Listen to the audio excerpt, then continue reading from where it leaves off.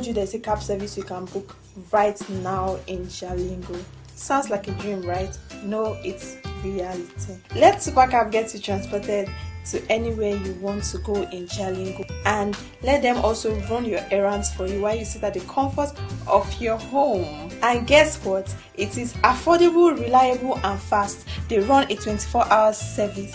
You can click the link attached to this video to download the app, or you can also download the app on Play Store. I'm so excited for this, and I know you are too. Use Supercab today and be happy.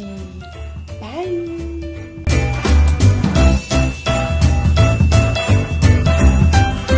What if I told you there's a cab service you can book right now in Jalingo? Sounds like a dream, right? No, it's reality. Let Supercab get you transported to anywhere you want to go in Jalingo, and let them also run your errands for you while you sit at the comfort of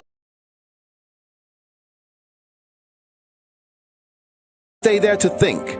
Storm away to live. Do not throw away your life in anguish for meaningless fuel siphoning. Be advised.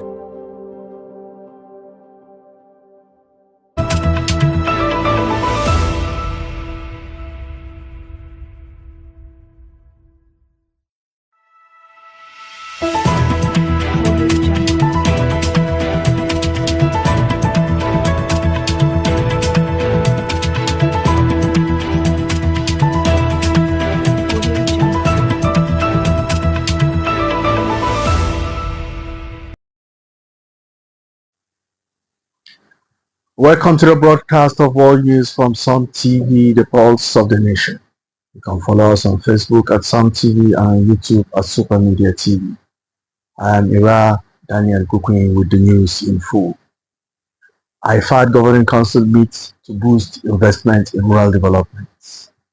The 48th session of the International Fund for Agriculture Development IFAD Governing Council kicked off today in Rome, Italy, bringing together head of state, ministers, development partners, innovation experts and small-scale farmers from around the world. The two-day meeting aims to explore ways to catalyze investment in rural development, focusing on first mile, rural areas where small-scale farmers grow food that nourishes the planet. According to IFAD, 4 in 5 of the world's extreme poor people live in rural areas of developing countries, making investments in these areas crucial for a better, more sustainable future. The meeting would delve into assembling finance, strengthening policies, leveraging partnerships, and building resilience to support rural development. IFAD's work focuses on vulnerable rural people, often referred to as the last mile. However, the organization considers rural areas the first mile, emphasizing their importance in global food production. The event will feature high-level discussion, expert panels, and networking opportunities, providing a platform for stakeholders to share knowledge, experience, and best practices in rural development.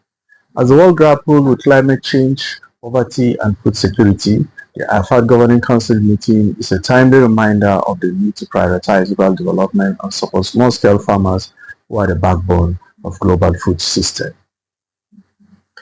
Going to Egypt now, construction equipment arrived Gaza-Egypt border. In a significant development, dozens of heavy machinery, including bulldozer and construction equipment, have arrived at the Egyptian side of the Rafah border crossing, ready to enter the war-torn Gaza. According to state-linked media, trucks carrying mobile homes are also stationed at the crossing, poised to enter the Palestinian territory. This move comes as a glimmer of hope for the residents of Gaza, who have been facing a crippling blockade imposed by Israel since 2007. The blockade has a devastating impact on the region, with poverty rate soaring to 61.6% and unemployment rate reaching 47%. The arrival of construction equipment is a promising sign that efforts to rebuild and revitalize Gaza infrastructure may be on the way. However, the situation remains fragile, and the international community continues to call for a lasting solution to the conflicts. Trump offers asylum to white South Africans, sparking outrage in South Africa. In a move that has ignited a political firestorm, US President Donald Trump has offered refugee status to economically privileged white South Africans, leaving many in the nations outraged. This controversial offer has been met with fierce criticism, with many arguing that it is a misguided attempt to intervene in South African internal affairs. The backlash against Trump's offer has been swift, with many South Africans expressing anger and frustration. Critics argue that the offer is not only unwarranted, but also ignores the complex historical and social context of South Africa.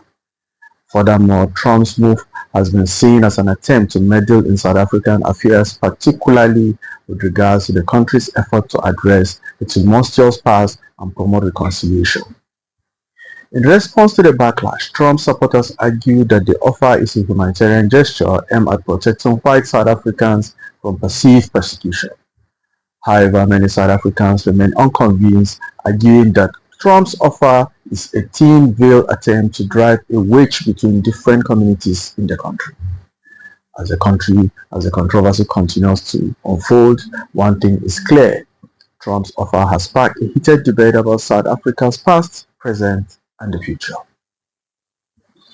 Going to Morocco, in a significant development, the Association of Regions Governors Forum in Morocco has invited Yobe State to showcase its agricultural products, including sesame seed and gum arabic, at an upcoming international trade fair in Meknes, Morocco. Mohamed El Bachiri, executive director of the association, expressed the organization's readiness to collaborate with the Yobe State government in Nigeria to attract investors and marketers for direct and indirect investments. This collaboration will also focus on financing agriculture, environment, climate, and housing in local government areas.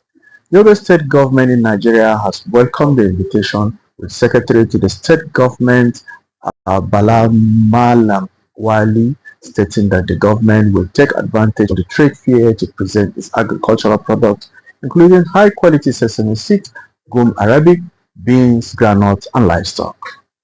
The State Commissioner for Agriculture in Yobe State, Honorable Mustafa Goniri, highlighted Yobe State's reputation for producing and processing sesame seeds of international standard, thanks to the establishment of 4 sesame seed processing plants by the state government. The International Trade Fair is expected to provide a platform for Yobe State to showcase its agricultural product to the world, attracting investment and creating employment opportunities for its youth from Morocco and other parts of the world. African leaders unite in push for slavery reparation despite resistance. African leaders are gathering in Ethiopia this weekend to renew their push for slavery and colonial reparations despite expected resistance from former colonial powers. The African Union AU summit in Addis Ababa aims to shape a unified vision of what reparations may look like, including financial compensation, formal acknowledgement of past wrong, and policy reforms. The debate on reparations seeks to address the legacy of colonialism and slavery, which has led to ongoing economic disparities, racism, and climate change impact between Africa and wealthy Western nations. At least 12.5 million Africans were forcibly transported and sold into slavery between 15th and 19th century, with Africa's debt crisis and climate vulnerabilities tracing back to colonialism. The AU's push for reparations include demands for financial compensation, land restitution, the return of cultural artifacts taken during colonialism, and policy reforms to address ongoing inequalities and climate change impacts. Despite growing momentum worldwide, the push for reparations faces opposition from right-wing populists, with some European leaders ruling out discussions on compensation. However, African leaders remain committed to their demand, emphasizing that reparations are essential for acknowledging the past and building a brighter future. The EU has joined forces with the Caribbean Committee CARICOM to demand reparations, with CARICOM's reparations plan including demands for technology transfer and investment to tackle health crisis and illiteracy. US retreat from Southeast Asia's open doors for China's growing influence. The United States' decision to scale back its humanitarian assistance in Southeast Asia has created an opportunity for China to expand its influence in the region. The Trump administration moves to freeze foreign aid and effectively abolish the U.S. Agency for International Development, USAID, has left void that China as a country can take advantage of. USAID, which spent $860 million in Southeast Asia last year, has been a significant source of soft power in the region, funding projects on health, education, governance, and biodiversity. However, with the US retreating from the global stage, China is poised to step in and increase its influence. China's foreign assistance has been focused on infrastructure development, particularly through its Belt and Road Initiative. While China's infrastructure-heavy approach has made its visible presence in the region, it has also raised concern about debt and dependency. Analysts believe that China will likely focus on filling the gaps left by US in areas such as public health, agriculture, and digitization. However, China's ability to expand its influence will depend on its economic capabilities, which are facing constraints due to slowing growth and trade tension with the US. Southeast Asia countries are wary of becoming too independent in a single donor and are seeking diversified approach to foreign aid and development assistance. The region is likely to see increased competition between US and China, with other players such as the European Union, Australia, Japan also vying for influence. Still, information coming out from Japan said Honda and Nissan end major talks, cutting $60 billion deal. Japanese automakers Honda and Nissan have announced the end of their major talks, a deal which will have created the world's third largest automaker worth $60 billion. The two companies signed a memorandum of understanding in December to explore a potential merger. The negotiations were complicated by growing differences. According to sources, Nissan backed out of the talk after Honda proposed that Nissan become a subsidiary. This proposal would have seen Honda as the parent company with Nissan as a subsidiary through a share exchange. Despite the end of major talks, Honda and Nissan will continue to collaborate in electric vehicles, striving to create new value and maximize their corporate value. The companies had intended to join forces to catch up with US titan Tesla and Chinese firms in the electric vehicle markets. The collapse of the major talks leaves Nissan open to working with new partnerships, with Taiwan's Foxconn seen as a potential candidate. Foxconn chairman Ying Liu stated that the company will consider taking a stake in Nissan, but its main aim is cooperation. Honda and Nissan face intense competition in the global market, particularly from China electric vehicle makers such as BYD. Both companies are also facing the prospect of tariff in the US as a key market. President Trump and Putin agreed to negotiate to end Ukraine war. In a surprise move, US President Donald Trump and Russian President Vladimir Putin have agreed to begin negotiations on ending the Ukraine war. The two leaders spoke on phone on Wednesday, with Trump announcing breakthrough on social media. According to Trump, Putin, will work together very closely to bring an end to the conflict, which has been ongoing since Russia invaded Ukraine in February 2022. The White House has described the negotiation as a diplomatic tool that could lead to a peaceful resolution. The development comes after a prisoner swap between the US and Russia, which saw American teacher Mark Fogel released from Russian detention in exchange for convicted Russian criminal Alexander Vinnik. In other news, Prime Minister Narendra Modi has departed for US, where he will meet with President Trump. The two leaders are expected to discuss several key issues, including trade and security. Meanwhile, India and France have agreed to work closely in implementing the India-Middle East-Europe Corridor project. The project aims to improve connectivity and trade between India, Middle East, and Europe. In sport news, India has thrashed Macau 5-0 in badminton, Asia Mixed Team Championship, sealing a quarterfinal berth.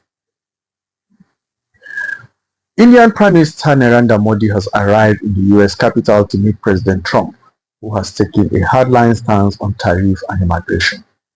The two-day visit is expected to be crucial in shaping the future of India-US relations. Tariffs and trade are likely to be a major point of discussion, with Trump having been vocal about India's high import duties. and the two leaders expected to discuss reducing tariffs and increasing U.S. energy and defense equipment purchases. Immigration is also on the agenda, with Modi expected to advocate for expanding H-1B visas, which are critical for Indian IT workforce, and potentially raising the issue of deportation of Indian immigrants. In addition to trade and immigration, defense cooperation is also expected to be a key topic of discussion. The two leaders will likely discuss increasing India's purchases of defense equipment from US, including the potential sale of F-35 fighter jets. Modi is also scheduled to meet billionaire Elon Musk during his two-day visit, with the meeting expected to focus on potential collaboration in the fields of technology and innovation. The Modi-Trump meeting is significant given the evolving India-US partnership amid geopolitical challenges, and the discussions are expected to shape the future of bilateral relations and address key issues affecting trade, immigration, and defense cooperation. Going to South Korea now, in a significant diplomatic development, South Korean Foreign Minister Chu Tae-yul and US Secretary of State Marco Rubio are set to hold their first meeting in Munich, Germany later this week. The meeting, announced by Seoul's foreign ministry on Thursday, will focus on strengthening the alliance between the two nations, addressing North Korea's nuclear program, and exploring trilateral and cooperations with Japan. The ministry revealed that the two foreign ministers will engage in in-depth discussion on these critical issues during their meeting in Munich. This development comes amid ongoing tension in the region, particularly with regards to North Korea's nuclear ambitions. Rubio's upcoming visit to Germany is part of a broader diplomatic tour that will also take him to Israel, Saudi Arabia, and United Arab Emirates. His discussion with Cho Tae-yul are expected to lay the groundwork for further cooperation between South Korea and US on key regional and global issues. Combating tropical disease requires global commitment and cooperation. A pressing global issue, tropical disease are experiencing resurgence, with climate change exacerbating the spread of vector-borne disease. Indonesia, as a tropical country with a large population, is taking the lead in addressing disease closely linked to environmental and social factors. Despite their widespread impact, tropical diseases often fail to receive the attention they deserve. With limited investment in research, restricted access to vaccines and medications, and social stigma against patients hindering efforts to combat this disease. Collective efforts are necessary to raise awareness and develop more effective solutions, according to Sindra Indriani, MD, Director General of Center for Tropical Medicine at the Universitas Gadjah Mada PKT. Tropical disease, including tuberculosis, HIV, leptospirosis, and related disease, tropical disease, remain significant challenges for Indonesia and other tropical countries. The situation is further complicated by increasing antibiotic resistance, limited access to treatment and vaccination, and the impact of climate change on the spread of diseases like malaria and dengue fever. To address this issue, PKT-UGM is organizing a Gadjah Mada International Conference on Tropical Medicine. The conference aims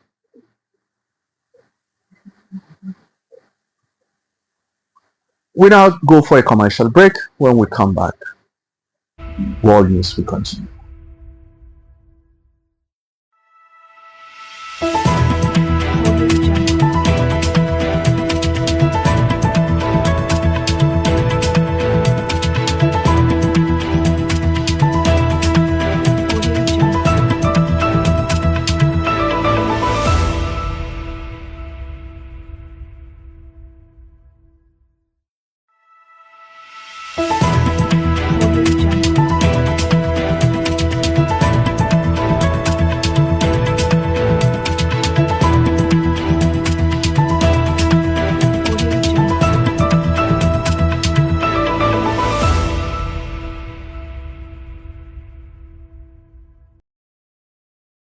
Welcome back. World News now continue from Sun TV. Far-right party Alternative for Germany gains momentum in upcoming election. Alternative for Germany, a far-right party, is poised to achieve the strongest national election result yet this month, with its first candidate Alice Wendell running for chancellor. Despite unlikely chances of gaining power, AfD has become a significant force in shaping Germany's migration debate. Founded in 2013, AfD initially focused on opposing bailout for struggling Eurozone countries. However, it gained momentum in 2015 after Chancellor Angela Merkel allowed large numbers of migrants into the country. In the national election, AfD won 12.6% of the vote, securing seats in German parliament for the first time. AfD support has been consistent across Germany with strongholds in the formerly communist and less populous Eastern region. The party has effectively harnessed discontent with various issues including Germany's transition away from fossil fuel, COVID-19 restriction, and support for Ukraine. Wendell has embraced the term re-migration, advocating for large-scale deportation of individuals without legal entitlement to stay in Germany. AfD also calls for lifting sanctions against Russia, opposing weapons deliveries to Ukraine, and reintroducing a national currency. The party's rise has coincided with that of other far-right parties in Europe, including Australia's Freedom Party and France's National Rally. AfD has found support from billionaire Elon Musk, who has declared that only the AfD can save Germany. Grenade attack in Grenoble bar injures 12, 6 critically dead. A grenade attack in a bar in Grenoble, France has left 12 people injured with 6 in critical condition. The attacker, who entered the crowded bar and threw the grenade before fleeing, was reportedly carrying a Kalashnikov-type rifle but did not use it. Prosecutors believe the attack was terrorist-related, but the motive remains unclear. The incident occurred in the Olympic Village neighborhood built for the 1968 Winter Olympics. Local officials condemned the act of violence and emergency services were praised for their response. In other news, OGC Nice has been sentenced to 3 partial closed-door matches by the LFA Disciplinary Committee following controversial banners during their match against Olympique de Marseille. The French government is also set to do more double solidarity tax on the flight tickets next month, increasing costs for passengers. Going to Italy now, a controversy is brewing in Italy over the release of Oussama al-Masri Najim, Libya's chief of the Universal Police, who was accused of crimes against humanity and war crimes. Najim was arrested in Italy on January 19 but was released 2 days later, sparking outrage among human rights groups and opposition politicians. According to the International Criminal Court (ICC), Najim is suspected of crimes including murder, torture, rape, and sexual violence allegedly committed in Libya from February 2015 onwards. 2 migrants who were held in prison overseen by Najim have come forward with harrowing accounts of abuse and violence. David Yambio, a 27-year-old South Sudanese migrant, told Al Jazeera that he witnessed Najim commit war crimes including killing people. "I saw him kill people," Yambio said. "One time, 2 people tried to escape Mitiga. Al-Masri had us lined up as he shot one." Lamagog, another migrant who had held in the same prison, corroborated Yambio's accounts, describing the brutal condition and abuse they suffered. Italy's decision to release Najim has been condemned by human rights groups, with Amnesty International describing it as outrageous. The Italian government has claimed that Najim's release was due to inaccuracies in the ICC warrants. The controversy has sparked a heated debate in Italy, with opposition politicians accusing the government of hypocrisy and ignoring human rights abuses. Former Prime Minister Matteo Renzi described the decision as crazy and indecent. The incident has also raised questions about Italy's migration policy and its cooperation with Libyan authorities, who have been accused of human rights abuses. Italy has been a key player in efforts to curb migration from Libya, but critics argue that its policies have led to the exploitation and abuse of migrants. Spanish travel tech firm HBX plummeted 8.3% on market debut. Spanish travel technology company HBX Group's shares plummeted 8.3% on their market debut Thursday, wiping out 236 million euros of its market value. HBX Group, which owns the Hot Belts brand, had priced its shares at 11.50 euros earlier in the week for 2.84 billion euro valuation. However, the Madrid-listed shares fell to 10.54 euros by 9 GMT, while the blue-chip IBEX 35 index remained unchanged. The company, which buys hotel accommodation, car rental, and other travel products at a wholesale level, raised 860 million euros through its initial public offering (IPO). HBX shareholders, including private equity firms, given an EQT, as well as Canada's CPP Investment, reduced their holding through the IPO. The slump in HBX's shares comes as the company faces intense competition in the travel technology sector. Despite this, HBX remains optimistic about its growth prospect, citing its strong position in the wholesale travel market. The IPO is one of the Eurozone's first initial public offering of the year, and its performance is being closely watched by investors. Iraq war veteran faces deportation, advocates demand release. Marlon Paris, an Iraq war veteran, was arrested by immigration and custom enforcement agents on January 22 and now faces deportation. His wife, Tanisha Howard Paris, and advocates are demanding his release, citing his military service and non-violent felony conviction. Paris, a Trinidad and Tobago native, joined the U.S. Army in 2001 and served for 6 years, including 3 deployments to Iraq. He was discharged in 2007 with a diagnosis of PTSD and brain trauma. In 2011, Paris pleaded guilty to non-violent felony drug charge and served 5 years in prison. Despite this, ICA agents assured him in 2016 that he will not be deported due to his military service and non-violent offense. However, in October 2023, custom personnel confiscated Paris' green card, which he had renewed in 2017 upon his return from trip to Barbados. Paris immigration attorney was working to resolve the issue when ICE agent arrested him. Common Defense, a national veterans advocacy and organization, has started a petition demanding Paris' release and lobbying politicians for support. Veterans who have raised their right hand to serve this country do not ever deserve to be tossed away, said Jojo Sweat, organizing director for Common Defense. Paris' wife and advocate fear that his case may be a sign of more veterans facing deportation. There's likely more Marlons out there that have been affected, Sweat said. Paris is scheduled to appear in immigration court on February 27. His family and advocate are urging the government to release him, grant legal status. Winter storm hit eastern Canada, bringing heavy snowfall and extreme cold. A powerful winter is sweeping across eastern Canada, bringing heavy snowfall and extreme cold to much of the region. A snowfall warning has been issued for southern Ontario and Quebec, with between 15 and 40 centimeters of snow expected to fall by Thursday afternoon. This storm has affected a wide area stretching from Windsor, Ontario, Gaspé, and Quebec. New Brunswick is also expected to receive significant snowfall with up to 25 centimeters forecast in some areas.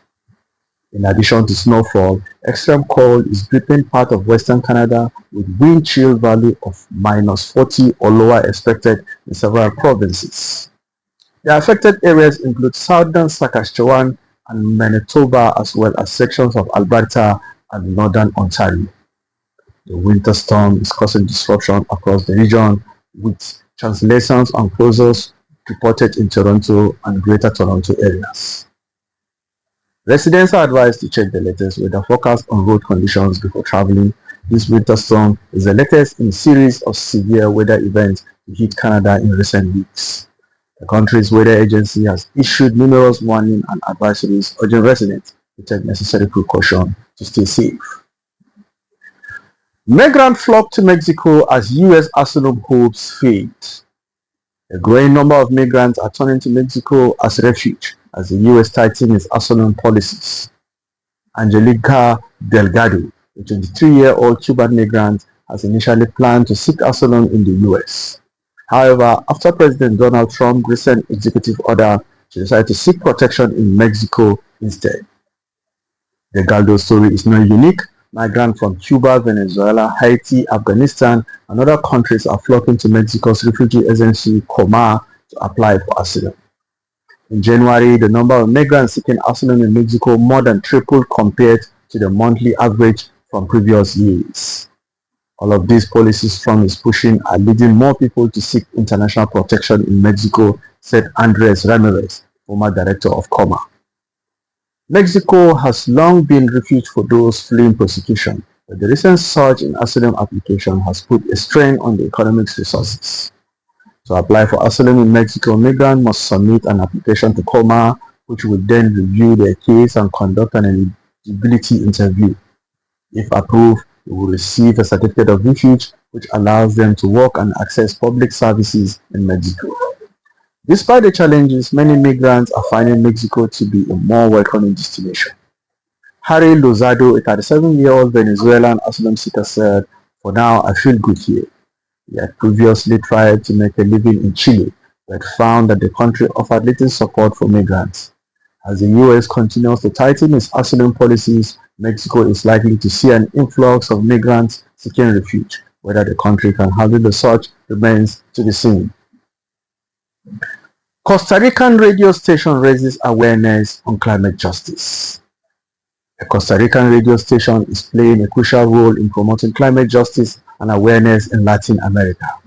The Climate Radio Route, a program created by the non-governmental organization La Ruta del Clima, aims to educate listeners on the impact of climate change and promote public participation in climate decision making. As the world marks World Radio Day today, the Climate Radio Route is being recognized for its innovative approach to raising awareness on climate issues. The program, which has been on air since 2015, features interviews with experts, activists, and community members affected by climate change. "We want to democratize access to information on climate change," said Adrian Martinez, director of La Ruta del Clima. Radio is a powerful tool for reaching marginalized communities and promoting public participation in climate decision making. The Climate Radio Route is aligned with the United Nations Sustainable Development Goals, particularly those related to climate action, justice, and human rights.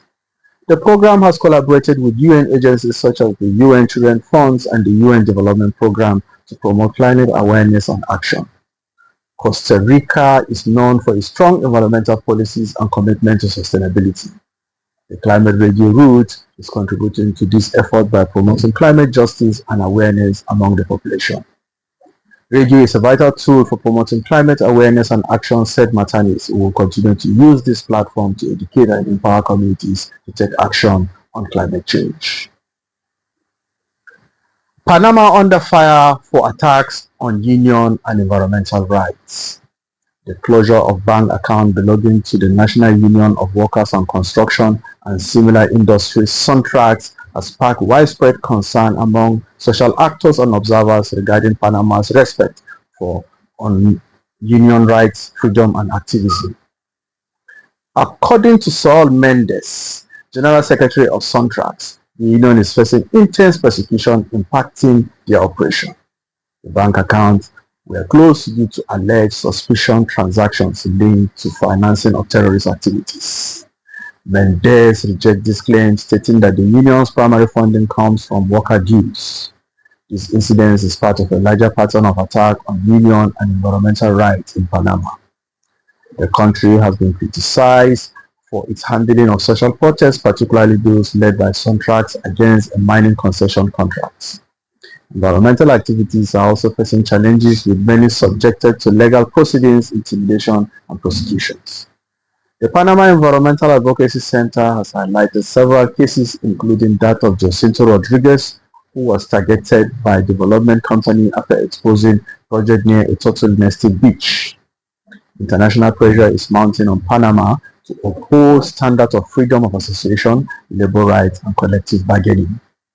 The International Labour Organization (ILO) has expressed concern about the country's treatment of union leaders and workers. The situation has prompted calls for greater protection for trade unionists and environmental activists. As Eduardo Gil, General Secretary of the Panamanian National Center Convergencia Civica, emphasized, international pressure plays a crucial role in ensuring Panama upholds standards of freedom of association, labor rights, and collective bargaining. Going to Brazil now, Brazil services sector unexpectedly contracted in December, posting a 0.5 drop from November.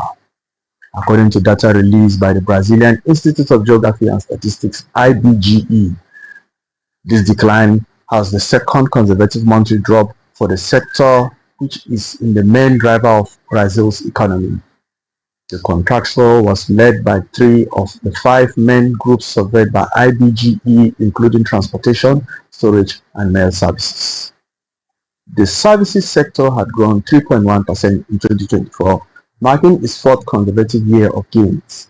However, the recent weakness in the sector has raised concern about the overall health of the Brazilian economy.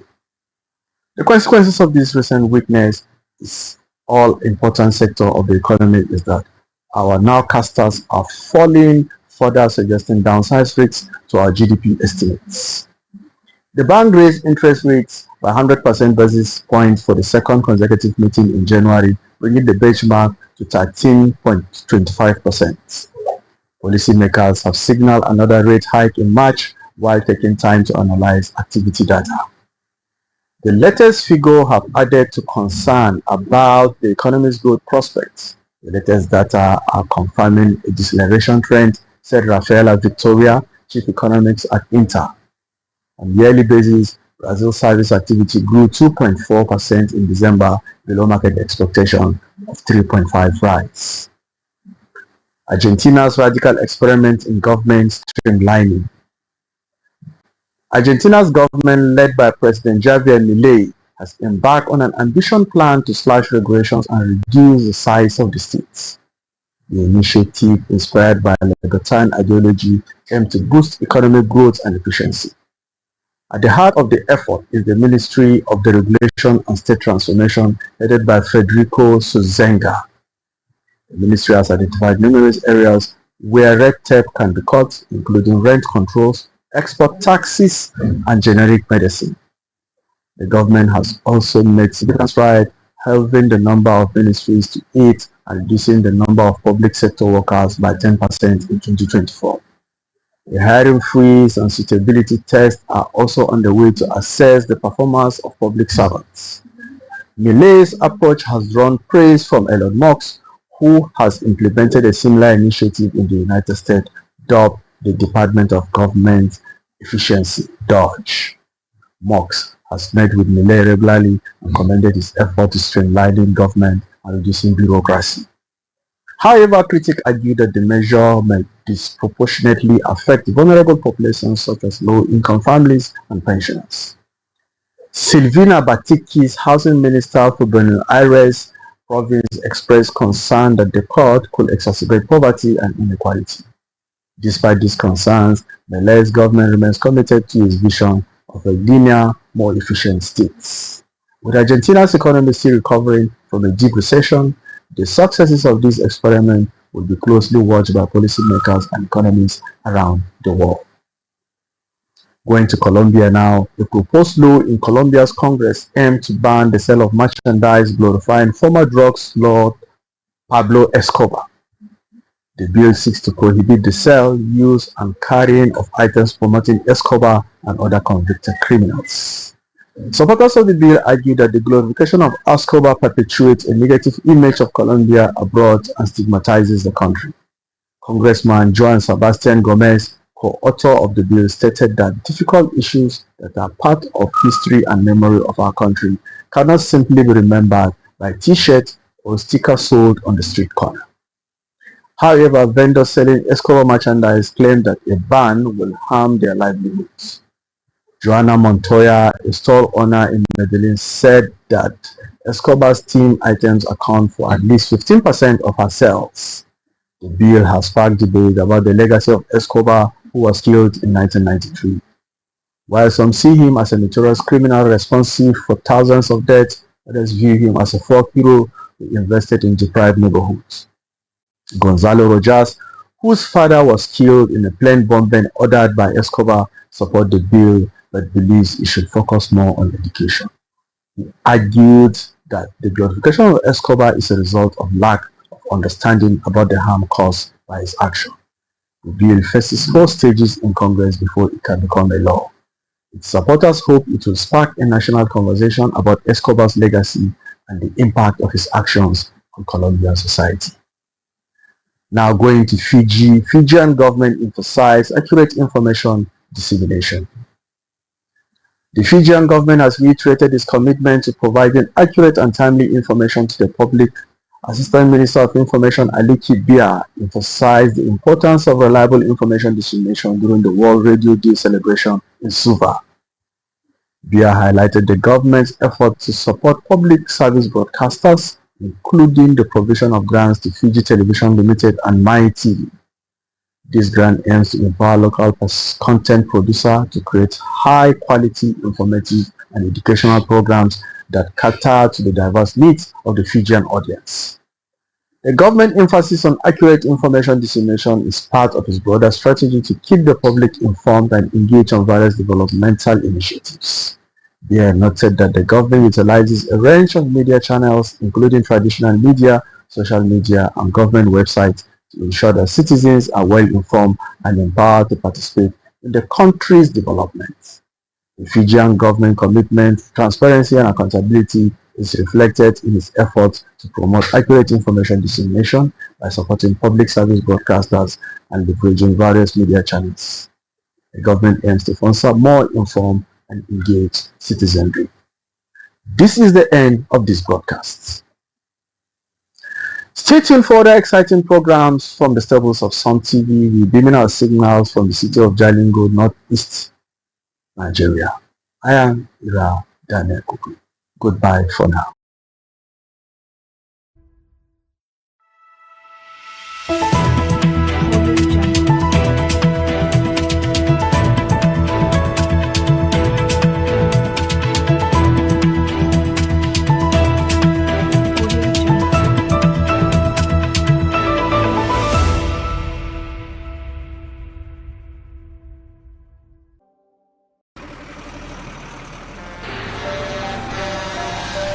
When a tanker bearing fuel falls or an underground pipe bearing fuel bursts, what do? Scooping fuel in your bucket or running far away from impending fire?